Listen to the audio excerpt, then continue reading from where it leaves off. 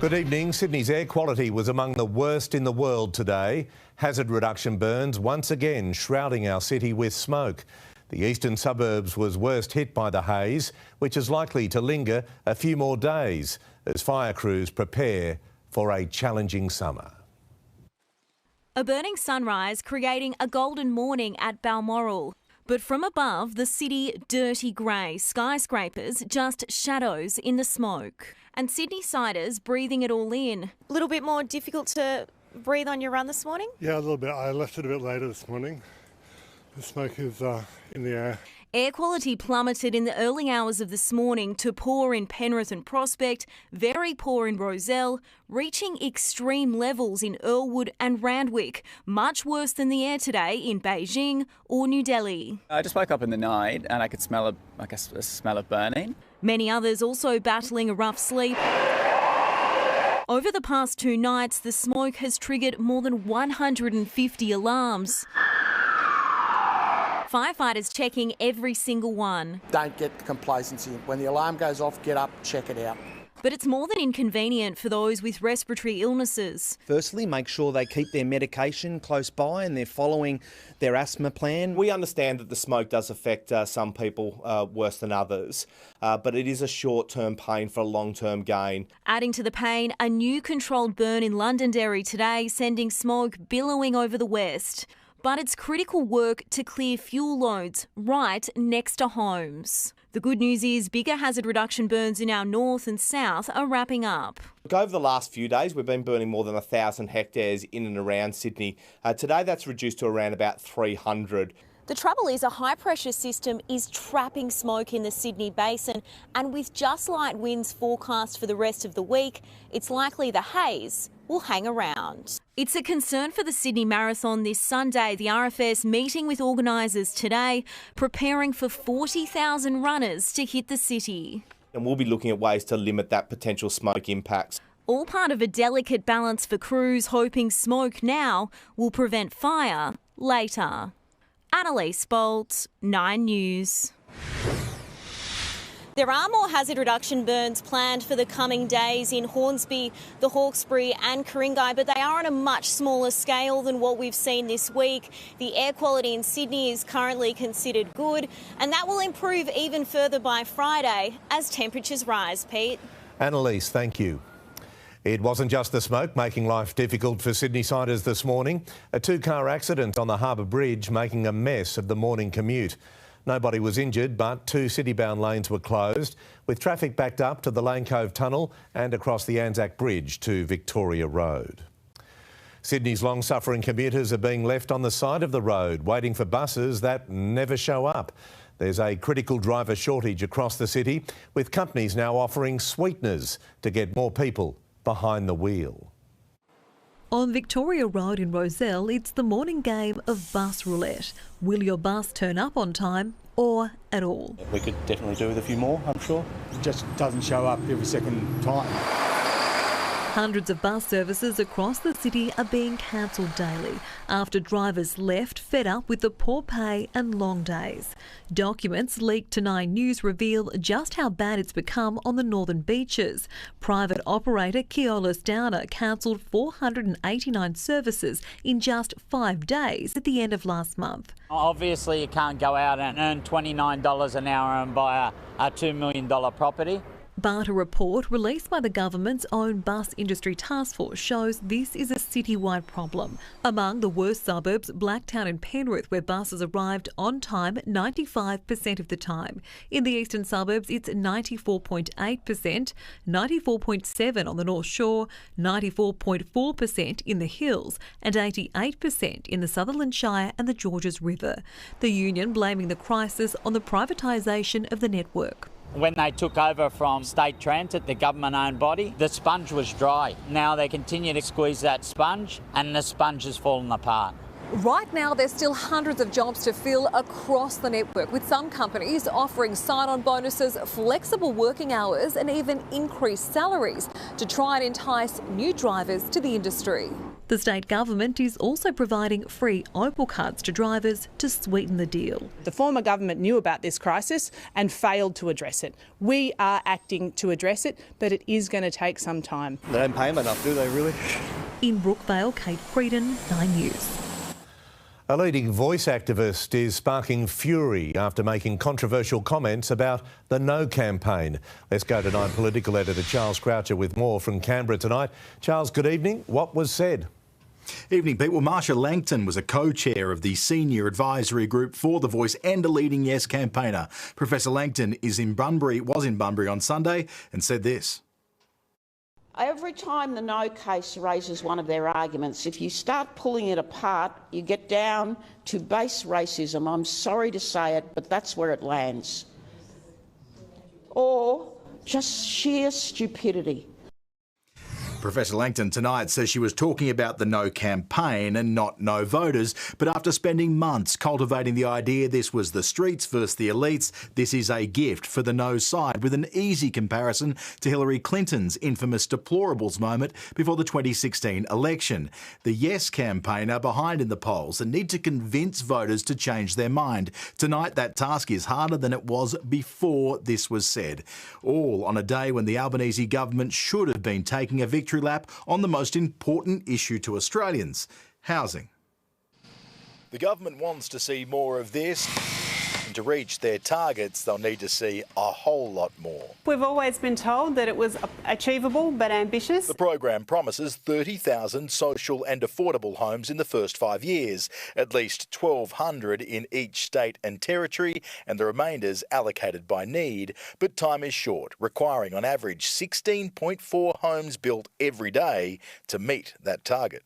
You can't find a builder for love nor money right now. We've still got supply constraints. We've got the capacity to build now because of the downturn in private investment, but we will not have capacity in the future. There'll need to be more trades training, more planning approvals and more skilled migration. National Cabinet recently agreeing to a target of facilitating 1.2 million homes across the private and public sector before 2029. An opportunity now to get into the industry and find the job for them. And crucially, well-paying jobs. Anglicare releasing a new study confirming cost of living pressures are highest in our poorest households that can't afford to buy in bulk, live near work, shop around or pay large sums in advance. It costs more to be poor. And as rents rise, so do those costs. The Greens tonight singling out the government's shared equity bill designed to help first home buyers as their next potential point of leverage. We still have not been able to convince Labor to look after the 1/3 of this country who rents. And so for the Greens, our fight has just started to win a freeze and cap on rent increases. Constructing another showdown in the Senate. Charles Croucher, 9 News. All right, let's go to Putney now, where fire crews have battled to save an historic boat shed. Nine's Lizzie Pearl joins me live. Lizzie, take us through what happened. Well, Pete, fire crews arrived here just after 4 a.m. this morning. They found a small building on this block behind me engulfed in flames. Crews did manage to stop it from spreading to a nearby complex, and that site is one of historical significance. It was established back in the 1790s by James Squire as Australia's first commercial brewery. It was then converted in the 1930s to a boat building shed. Now, this site where the building has been destroyed is a 15,000 square metre block. It has 300 metres of water frontage, and back in April this year it was sold for around $60 million with development and concept approval for quite a large development, including a marina, apartments, houses, as well as retail.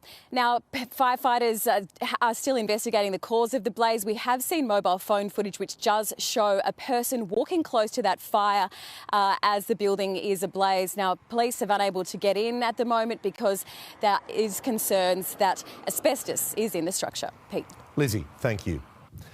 A public memorial will be held next month to remember the 10 people killed in the Hunter Valley wedding bus crash in June. The ceremony will take place, or the service I should say, will take place at Singleton Showground on Saturday, October 21.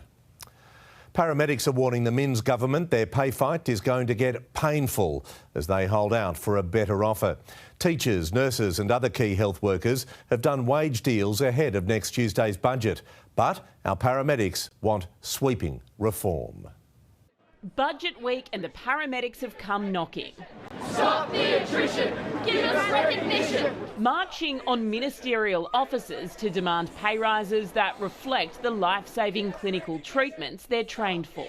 So many extra skills and protocols and medications that we have to take responsibility for. A key example, heart attack call-outs. Paramedics can now administer drugs that dissolve the clots, saving their patient's life and reducing their hospital stay, which eases the burden on the system and the taxpayer.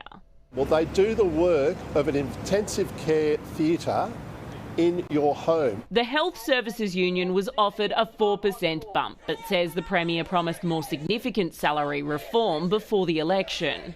What's your message to Chris Minns?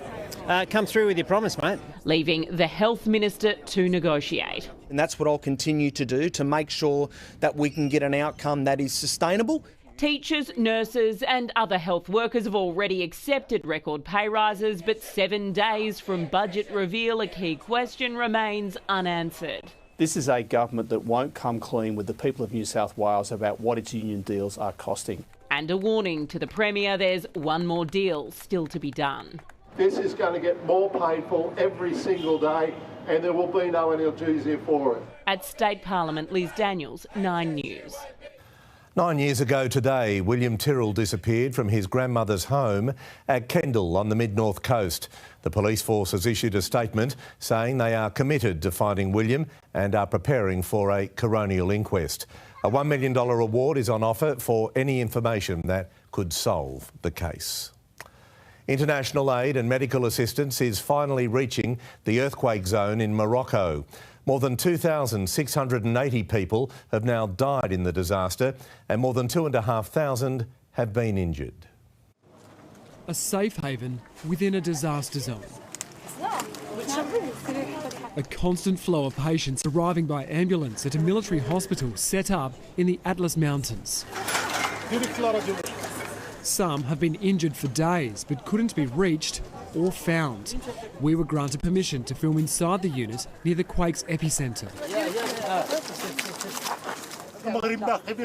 It's where we met Brahim Ubelaid, injured by falling debris when his home collapsed. The walls start to fall on their heads. And because he was fell in on him. Yeah, fell in on him. He was last out after saving his family. He's grateful. Thank you very, very, very much. This is the first time media has been allowed into one of these military hospitals. 34 doctors and specialists with 64 nurses working around the clock, and they've already treated hundreds of patients. So, since this morning, they received more than 400 people. Trucks filled with much-needed medicine and surgical tools are delivered, while searches continue for survivors in the nearby villages. More bodies are pulled from the rubble. There is burial after burial. This man holds his young son as others dig his grave. At Malay Ibrahim, many are now homeless, camped on the street. So he says that between 4 days and 8 days. They'll have to be on the street Yes. that long. They salvage what they can from their homes. Here in Dar Alain, locals tell us this is a hotel. It's hard to tell, but there's an entire floor missing. It's been squashed like a pancake. You can even see one of the beds for one of the rooms right there on the edge. And this building looks like it could come down any moment. The speed of the government's response has been criticised, but aid is finally on its way. Trucks swamped by donations in cities across the country. In Morocco, Edward Godfrey, 9 News. North Korea's leader Kim Jong-un has crossed the border into Russia and is on his way to the port city of Vladivostok. He was photographed waving from his armoured train before departing Pyongyang to discuss weapons trade and joint military exercises with President Vladimir Putin. It's the dictator's first trip outside North Korea since 2019. There's been a surge in the number of cyclists risking their lives by riding through Sydney's tunnels and motorways. Transurban wants you to watch these videos to highlight the dangers and avoid a tragedy on our roads. Dicing with death on the M8. It's 8 p.m. and this food delivery worker puts his body on the line. Travelling along the westbound shoulder, the rider hesitantly attempts to cross, stepping in front of a car, manoeuvring through traffic, then taking off again. A similar story here. Inside the M4-M8 link, a cyclist rides in the opposite direction to traffic.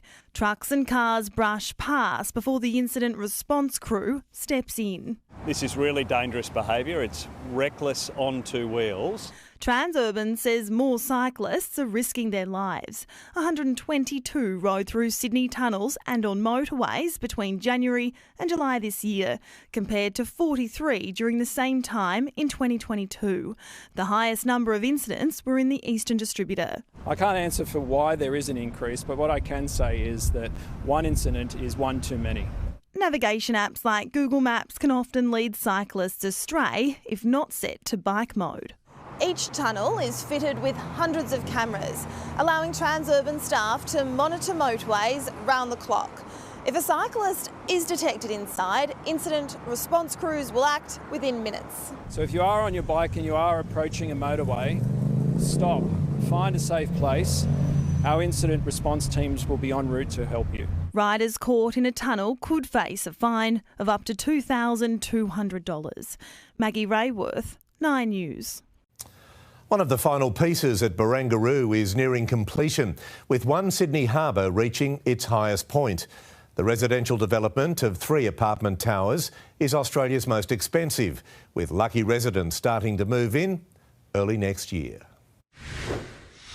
They are luxury residences soaring above Barangaroo, now at their final heights. It's an incredible project because you have a combination of great architecture, an amazing place and phenomenal views. One Sydney Harbour comprises 3 buildings, Residences 1 at 72 storeys, Residences 2 at 68 levels and the Waterman's Residences at 30, the taller towers with some of the best views Sydney has to offer.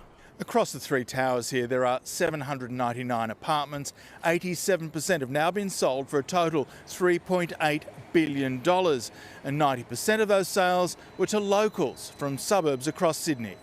It's easily the country's most expensive residential development. 1-bedroom apartments in the smallest tower start at $1.5 million, 2 bedrooms from $2.9 million and $4.6 million for 3 bedrooms. Most expensive, this 3-level penthouse in the tallest tower. It sold off the plan in 2019 for $140 million to a Sydney buyer. Outside of their amazing apartments, we do have world-class amenities such as an indoor pool, outdoor pool, private dining spaces, a gym, and we also have world-class amenity outside of the building with parks and the harbour front. And just a hop to the new Barangaroo metro station, also nearing completion. Lend-Lease has been the driving force behind what is now a thriving precinct. We won the bid to develop this site in 2009 and we've been working on it ever since. And the culmination of these 3 towers will be the final piece for Lend-Lease at Barangaroo South. Residents will begin moving into the completed Tower 1 from early next year, mid-year for Tower 2 and early 2025 for the smaller Waterman's residences. In Barangaroo, Eddie Meyer, 9 News. Police have released this security footage of an armed robbery at Epping, hoping it leads to some new information. The service station on Bridge Street was held up at gunpoint at about 7:40 p.m. on Friday, January 6 this year. The robber threatened a staff member before stealing cash and cigarettes. If you know something, please call Crime Stoppers. 5 cars have been destroyed by fire at Sydney Airport, the flames taking hold at around 8:30 last night. A lithium-ion battery is to blame. It ignited after being detached from a luxury electric vehicle and left in the parking lot. A report card on the diets of Australians has been released and there's a lot to digest. The CSIRO says we're falling short in almost every category, but the path to improvement is simple. This was once normality for Christian Roach. I knew that I wasn't eating very healthy. My diet wasn't nutritious or balanced. I just didn't know it was that bad. At 123 kilograms, Christian took the CSIRO Healthy Diet Survey. 100 points means the participant is meeting recommended dietary guidelines. Christian scored just 35. But by making the changes the survey suggested, he's now 40 kilograms lighter just 18 months on. I found the entire transition really easy. Nearly 250,000 Australians have done the survey since 2015, scoring the best for beverage consumption, reflecting the choice of water over sugary drinks. Meat consumption is relatively healthy at 78, but our appetite for vegetables scores just 58. People are having 2 or 3 times more discretionary or those junk foods. That's recommended in the dietary guidelines. New South Wales is the third best in the nation, but still barely a pass at 55.2. The worst profession, construction workers, with a diet score of just 51. According to the experts, increasing the variety of vegetables and fruits is a good first step towards a more balanced diet, and it can also help create a more cost-effective way of eating. I think we need to think about our options. So fresh and frozen, canned, there's a lot of ways to get different vegetables. The survey is free for anyone to use to track and improve their eating on the CSIRO website. Shannon McDonald, 9 News. Breathing fresh air tonight, American explorer Mark Dickey finally pulled from the depths of a cave in Turkey. It is amazing to be above ground again. I was underground for far longer than ever expected with an unexpected medical issue. It's been one hell of a crazy adventure, but I'm on the surface safely. I'm still alive. The 40-year-old had been trapped for 9 days, more than 1,000 metres below ground. The penthouse apartment purchased by conwoman Melissa Caddick for her parents is now on the market. The 3-bedroom Edgecliff property has views of the city skyline and the harbour. The apartment could fetch more than $5.5 million, which will be shared among the fraudsters' victims. It's feared at least 2,800 people have died in eastern Libya, where catastrophic floods have swept away entire neighbourhoods in multiple cities. Thousands of people are still missing, prompting pleas for international help. The port city of Derna hit by a deluge, turning streets into rivers, sweeping away cars and leaving residents stranded. Rescues were conducted throughout the night, the magnitude of the devastation revealed in the light of day. Several hospitals evacuated and buildings washed away. There are more than 2,000 deceased and we pray for their souls, says the spokesman for the country's armed forces. Thousands remain missing along the eastern coast. Libya's Prime Minister calling in to the local TV station, requesting all medical teams move to the city. The country's presidential council asking for international assistance. The devastation, the result of Storm Daniel, which brought catastrophic flooding to Greece last week, as well as the collapse of 2 nearby dams. The North African country is split between 2 rival administrations and communication from authorities is conflicting. But Derna remains cut off, with more bad news expected. Up to 50 millimetres of rain is forecast for the next 48 hours. Alison Petrowski, 9 News. Inner West Council has backflipped on plans to upgrade the Leichhardt Park Aquatic Centre. Back in 2005, locals were promised the diving tower and deep-water pool would be rebuilt. But Council has scrapped the idea, now working on a plan to build a 25-metre lap pool instead. There are warnings tonight. Rental prices in New South Wales are set to surge even higher. Experts say investors are leaving the market in droves, pushed out by tough new government rules and regulations. Australia needs tens of thousands of new rental properties to meet soaring demand. Sold! Congratulations! But landlords are turning their back on a market they say is stacked against them. So the crisis is getting worse. Investors are voting with their feet and are deciding to offload their properties. 20% of New South Wales property investors have sold in the last year. The vast majority were bought by owner-occupiers, meaning they're lost to the rental market. So many of them have just decided it's become all too hard and they've decided to sell their properties. Fewer landlords means less supply at the worst possible time. Domain data shows the number of available rentals is already near record lows, while the cost for renters tops new all-time highs. The rental market has been in crisis mode for some time now. We need, on top of what we've currently got advertised today, anywhere between 30,000 to 50,000 additional rentals. Investors say government regulations are forcing them to sell. In fact, the number one reason given was new taxes, followed by compliance issues, both more significant, they say, than rising interest rates. The last thing, that anyone needed was rising property taxes and changing rental reforms. The majority of investors in Australia own a single property, and it doesn't take much for them to get spooked. Some relief is on the way. The increase in the rental assistance promised in the federal budget kicks in from next week, but the supply the market needs remains elusive. Chris Kohler, 9 News. They are the men and women who put their lives on the line to keep us safe from bushfires.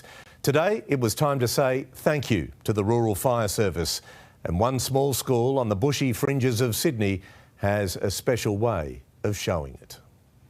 The colours of the Oaks Public were just one today: yellow. The school's annual homage to those who fought to save this slice of Wallandilly when the black summer of 2019 came calling. And a simple thank you is what we're after, and this school gets on board every single year. Even the boss was Manny and Petty appropriate. Our community was affected and, the school closed and those sorts of things. So lots of memories for our students, particularly our older students. The small town would be the staging point to fight the Green Wattle Creek blaze. The main centre was here that was organising everything, so there was fire trucks coming in and out, so these guys know exactly what was happening. And so the fellas from 3 local stations were formally welcomed and thanked, as is now the annual tradition. Can we please give our local fireys a huge round of applause?